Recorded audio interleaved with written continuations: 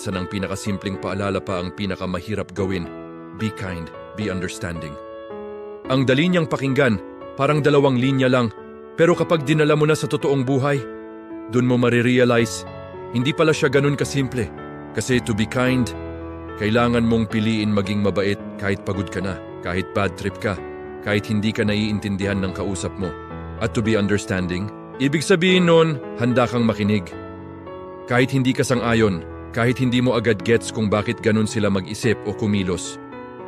Minsan kasi, ang default natin, reaction agad.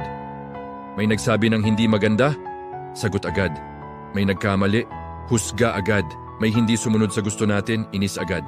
Pero paano kung sandali kang huminto? Paano kung imbes na mag-react ka agad? Tanungin mo muna sarili mo, anong pinagdadaanan kaya ng taong to?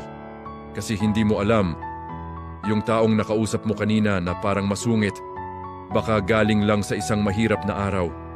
Yung taong nagkamali, baka may dinadala palang problema na hindi niya masabi. Yung taong hindi makakip up, baka lumalaban na pala sa sarili niyang laban. And that's where kindness comes in. Hindi lang siya pagiging nice. Hindi lang siya ngiti o mabait na salita. Ang tunay na kindness, choice siya. Pinipili mo maging mabuti kahit may dahilan ka para hindi maging mabuti. At ang understanding, hindi ibig sabihin nun kailangan mong i-agree lahat. Hindi rin ibig sabihin na tama na agad ang ginagawa ng iba. Pero pinipili mong unawain kung saan sila nanggagaling. Kasi sa totoo lang, lahat tayo may pinagdadaanan.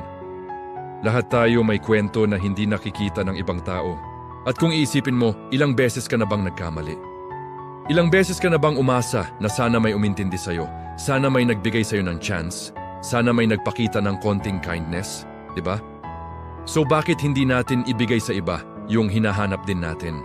Kasi minsan, ang mundo, kulang na kulang sa kindness. Lalo na ngayon, ang bilis ng lahat. Ang bilis ng comments, ang bilis ng judgments, ang bilis ng cancel. Pero ang bagal ng pag-unawa, ang bagal ng pakikinig, ang bagal ng empathy.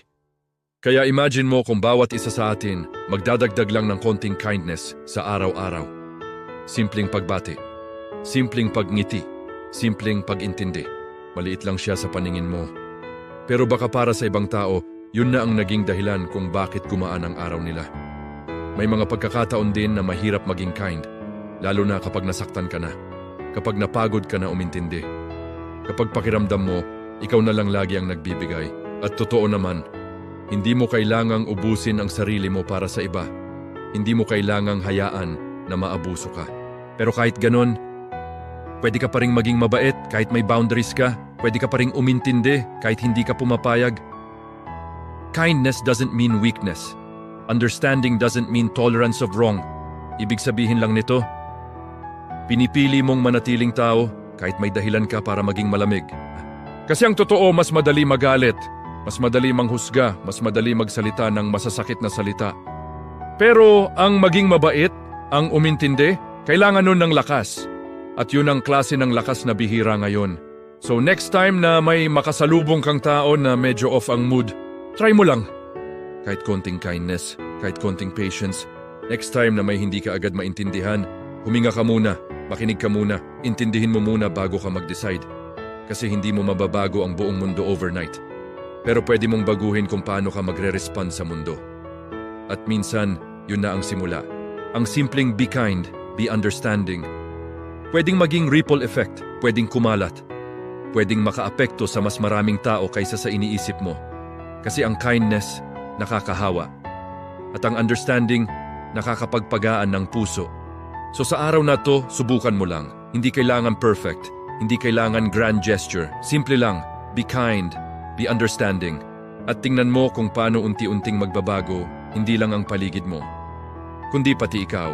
At kung nakarelate ka sa usapang ito, kung may nakuha kang kahit isang insight na pwede mong dalhin sa araw-araw mo, huwag mong kalimutang i-like ang video na ito, i-share mo sa mga taong kailangan ding makarinig nito.